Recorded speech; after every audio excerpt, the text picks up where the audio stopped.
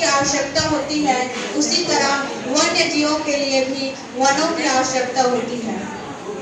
हमारे छत्तीसगढ़ में 11 अभ्यारण्य हैं, जिसमें तमोर पिंगला, सेमरसोल, भैरमगढ़, सीता नदी, भोरमदेव सहित 11 अभ्यारण्य हैं और 3 राष्ट्रीय उद्याने हैं, जिसमें पहला गुरु घासीदास राष्ट्रीय उद्यान, दूसरा कांकेर घाटी राष्ट्रीय उद्यान और तीसरा इंद्रावती राष्ट्रीय उद्यान है।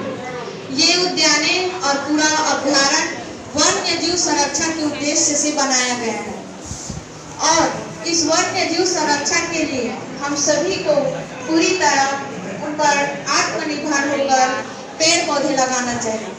वन्य जीव संरक्षण के लिए मैं ये कहना चाहती हूँ कि पहला है अहिंसा को अपनाना, क्योंकि जो जीव अहिंसा को नहीं अपना सकता वह वन्य जीव को नहीं अपना सकता।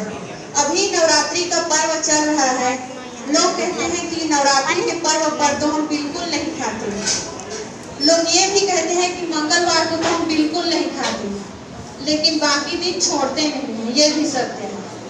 तो अगर हम 9 दिन बिना खाए रह सकते हैं, मंगलवार को बिना खाए रह सकते हैं, इसका अर्थ ये है कि ये हमारे लिए बहुत जरूरी नहीं है, इनके बिना हम रह सकेंगे। लेकिन वायु के बिना हम नहीं रह सकते, पेड़ पौधों के बिना हम नहीं रह सकते, क्योंकि पेड़ पौधे से ही हमें ऑक्सीजन मिलता है और वन्य जीवों को संरक्षण मिलता है।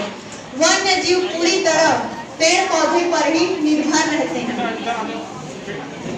गुरु घासीदास राष्ट्रीय उद्यान में जो छत्तीसगढ़ का सबसे बड़ा राष्ट्रीय उद्यान है और पूरे भारतवर्ष में छत्तीसगढ़ का तीसरा स्थान है वनों की दृष्टि से।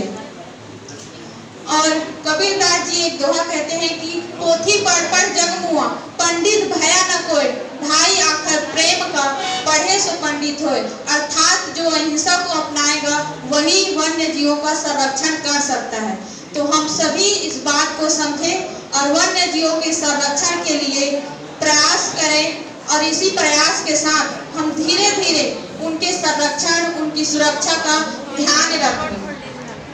धीरे धीरे रे मना, धीरे सब कुछ होए, माली सींचे सब घड़ा, ऋतु आए फल होए। तो हम धीरे धीरे पौधा लगाएंगे जो बड़े बड़े पेड़ बनकर आगे चलकर हमारे भविष्य का निर्धारण करेगी, वनों को वन्य जीवों की रक्षा करेगी, क्योंकि वनों से ही जीव है और प्रत्येक जीव के लिए वन बहुत महत्वपूर्ण और बहुत ही आवश्यक है। क्योंकि वन जो होते हैं वो वर्षा को भी आकर्षित करता है और जब तक वन नहीं रहेंगे तब तक हम भी जीवित नहीं रह सकते और वन्य प्राणी भी जीवित नहीं रह सकते।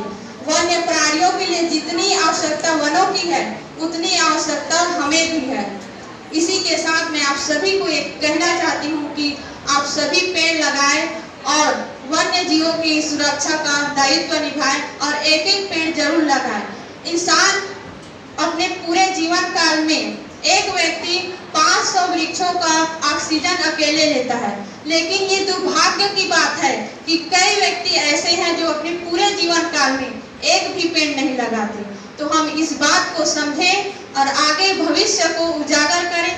भविष्य हम ही बना सकते हैं और आज के युवा कल के भविष्य होते हैं। तो आज को हम अगर बेहतर करते हैं तो कल बेहतर जरूर होगा। बहुत बहुत धन्यवाद।